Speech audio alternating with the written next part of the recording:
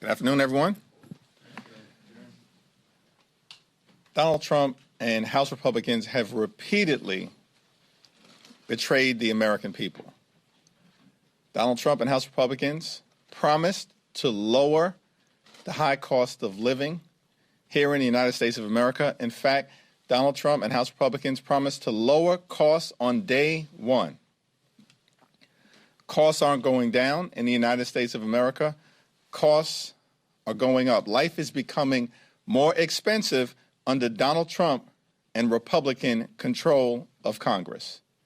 There is nothing in the one big ugly bill that will meaningfully make life more affordable for the American people. In fact, the one big ugly bill will make life more expensive for everyday Americans, particularly as it relates to utility costs. Utility costs are going to go up in the United States of America as a result of Donald Trump's one big ugly bill. Costs aren't going down. Republicans haven't done a damn thing to make life more affordable for the American people. Costs are too high in this country. That's why Democrats are going to continue to focus our efforts on building an economy that actually is affordable for hardworking American taxpayers. We need to lower housing costs, lower grocery costs, lower utility costs, lower child care costs, and lower insurance costs. America is too expensive. And things aren't getting better under Donald Trump and House Republican rule. They're getting worse. On top of that, Donald Trump and House Republicans jam this extreme budget bill down the throats of the American people. They will hurt millions of Americans who are going to lose their health care as a result of the one big ugly bill. Hospitals will close, nursing homes will shut down, community-based health clinics will not be able to operate, and everyday Americans in every state in this country are going to die as a result of having health care ripped away from them by Republicans in this town. The one big ugly bill rips food out of the mouths of hungry children. Who are these people on the other side of the aisle? Who are they?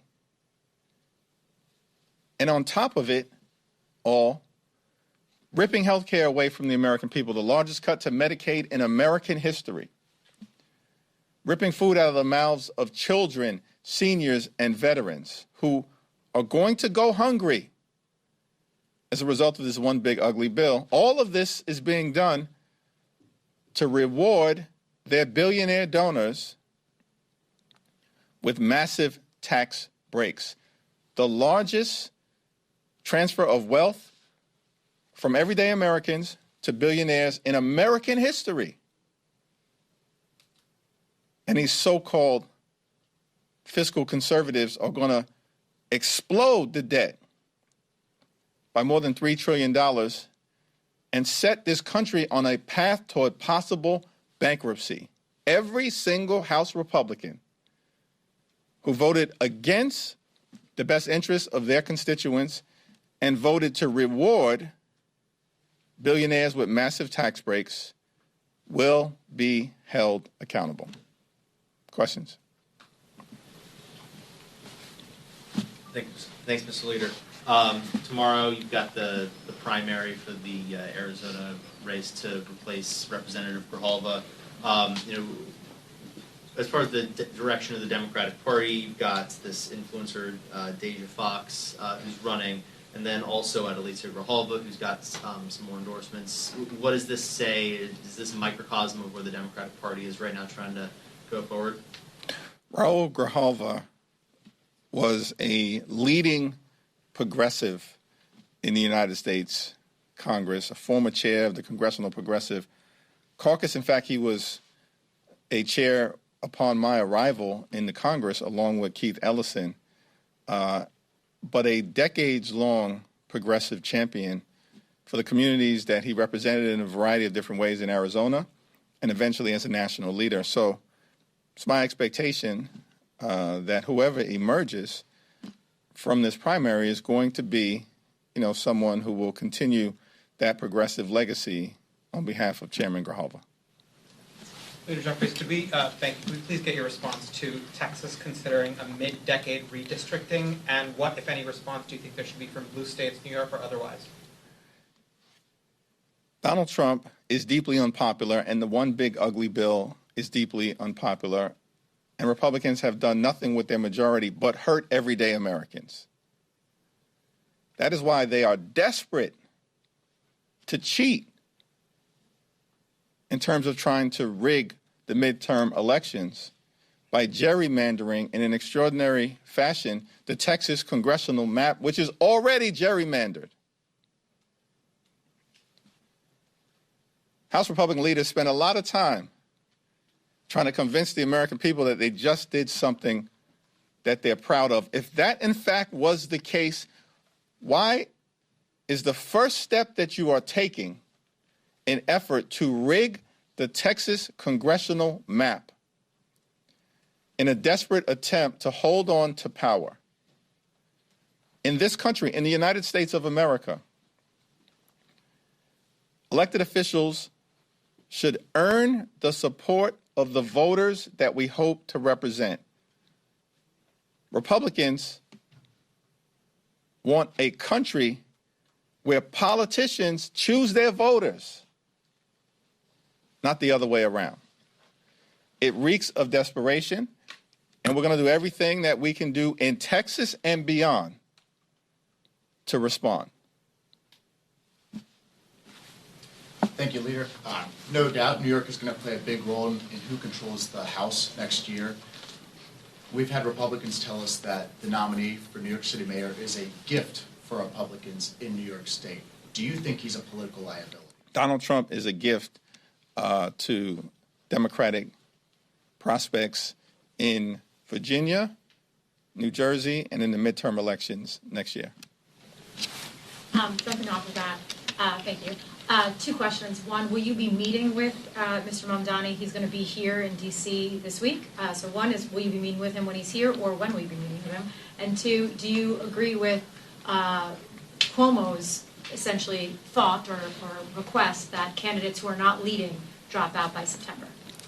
I'm scheduled to meet with the Democratic nominee at the end of the week back home in Brooklyn. Haven't had a conversation with Eric Adams or Andrew Cuomo since the primary, and have no current plans to do so at this moment. Thanks. Thank you, Leader Jeffries. I have a policy question, if you don't mind. What is your reaction to President Trump issuing today an ultimatum to Putin to end the war in 15 days in Ukraine for 100% secondary tariffs? How do you see this playing out, and what's the sentiment of the Democrats in these news? Vladimir Putin has spent the entire year punking Donald Trump and the Trump administration. Donald Trump promised many things to the American people and continues to betray the American people and break promise after promise after promise in a whole lot of areas, including Donald Trump's promise that there would be peace in Ukraine on day one of his presidency. How is that working out? Donald Trump has spent the first 6 months of his presidency playing footsie with Vladimir Putin. And the response from Vladimir Putin, a sworn enemy of the United States of America, has been to unleash terror on Ukrainian children, communities, and civilians. Donald Trump has zero credibility in this area. Is he just now figuring out that Ukraine is a friend to the United States of America and Russia is an enemy? Is he just now figuring out that the United States should always stand on the side of democracy, freedom, and truth, which is standing with Ukraine, as opposed to standing on the side of authoritarianism, tyranny, and propaganda, which is what he's been doing by standing with Russia and Vladimir Putin? Is he just now figuring this out? Congress has to act independently in this area, and we should sanction Russia and continue to keep the pressure on Vladimir Putin and Russia, a sworn enemy of this country, until the Ukrainian people are able to achieve victory for themselves, our NATO allies in Europe, and the free world.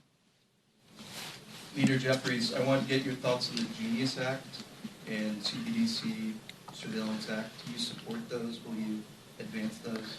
Yes, my expectation to have a conversation about the crypto legislation at the leadership meeting that we have today at 5:15, and then at the steering and policy meeting, and then at the Democratic caucus meeting tomorrow morning, and I'll articulate a position on both pieces of legislation thereafter. Thank you, Mr. Leader. Speaker Johnson was asked yesterday the legislative agenda going forward now that the reconciliation bill is passed. He said that Republicans are going to pursue up to 2 more reconciliation bills. One as soon as this fall, one next spring. He said that Republicans were going to push for lower level funding for their 2026 funding bills, more rescission packages, and, quote, codifying Trump executive orders. I want to get your response to that legislative agenda. How will Democrats continue to push back? And do you think that it's wise if you say that the reconciliation bill that just passed is so unpopular? Do you think that it's wise to pursue additional party line pieces of legislation? If the Republican legislative agenda in the House continues to be to unleash chaos, cruelty, and corruption on the American people, we will continue as Democrats to strongly oppose it.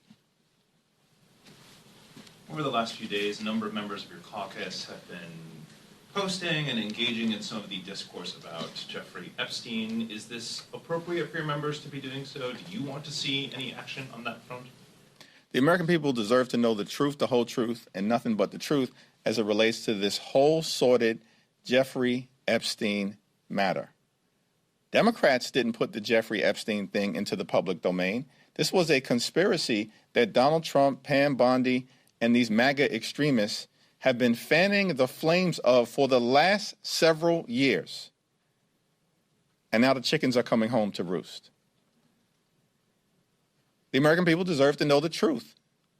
What, if anything, is the Trump administration and the Department of Justice hiding? What are you hiding? If you're not hiding anything, prove that to the American people.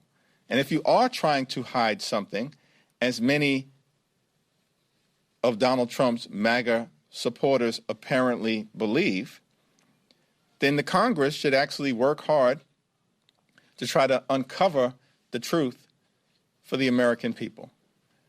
There are only 2 things that are possible here. Option 1, Donald Trump, Pam Bondi, and the MAGA extremists intentionally lied to the American people for years about the Jeffrey Epstein situation. That's option 1.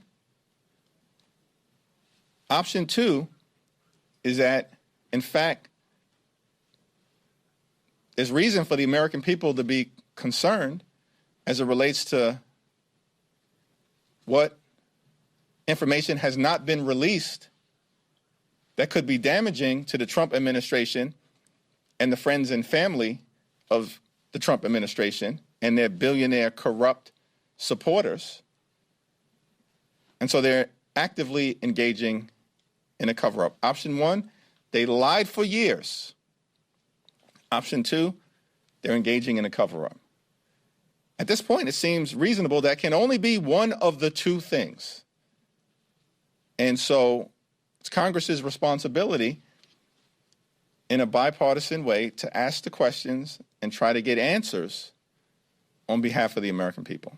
And 2 of your members have introduced or announced legislation to either force or urge the administration to release all the files related to Jeffrey Epstein. Have you had a conversation with those members? Do you plan to? Do you support those pieces of legislation? I haven't had a conversation with those members or an opportunity to evaluate the resolution and the legislation. However, I think transparency and sunlight for the American people is always the better course of action. The Senate is going to be voting later today on Trump's first judicial nominee of his second administration. Do you think Democrats have done enough to oppose Trump's judicial nominees thus far? Democrats in the Senate have been working incredibly hard to push back aggressively against Donald Trump's extreme agenda. We partnered closely with Senate Democrats under the leadership of Chuck Schumer to strongly and uniformly oppose Donald Trump's one big ugly bill. And I'm confident that Senate Republicans will continue to rubber stamp Donald Trump's extreme judicial choices, and Senate Democrats will continue to aggressively push back on behalf of the American people. This whole situation that America has found itself in over the last 6+ months has been one big corrupt, chaotic, and cruel project that has been unleashed on the American people. And it continues. I mean, this Texas thing shouldn't surprise anyone, because despite the claims by House Republican leaders that the American people have fallen in love with these extremists in the House of Representatives, and so they're acting upon a mandate, give me a break. The only reason that House Republicans even have a majority right now is because they stole 3 seats from the people of North Carolina. North Carolina is a 50-50 state. Donald Trump narrowly won the state in 2024. There's a Democratic governor, a Democratic lieutenant governor, a Democratic attorney general, Democratic elected officials across the state of North Carolina who won on the same day. North Carolina is a 50-50 state. The North Carolina congressional delegation, which previously had fair congressional lines, produced a 50-50 congressional delegation. 7 Democrats, 7 Republicans, as recently as January 2nd of this year. That was the makeup of the North Carolina congressional delegation. What happened? Republicans engaged in mid-decade redistricting in a 50-50 state that had fair maps and produced an evenly divided delegation, and took it from 7-7, stole 3 seats that were in Democratic hands from the people of North Carolina as a result of illegitimate mid-decade congressional gerrymandering, and turned that delegation into 10 Republicans and 4 Democrats. There's a 3-seat difference in the House of Representatives right now when Republicans are at full strength and Democrats are at full strength. 220 Republicans to 215 Democrats. That entire difference, the majority that Republicans have, can be explained solely by the fact that they cheated in North Carolina. These people have zero credibility in terms of the issues that they are allegedly championing on behalf of the American people. If you believed in your ideas and the power of your issues, then why are you trying to cheat now in Texas just like you did in North Carolina? The problem that Republicans confront is that the Texas congressional map is already gerrymandered. And so this gerrymander may actually turn into a dummy mander, because they are going to create a situation where 4, 5, 6, 7, 8 Republicans who are currently in safe districts are going to be on the front line of our efforts to flip seats, particularly in a midterm election where Donald Trump is deeply unpopular and his signature one big ugly bill is deeply unpopular.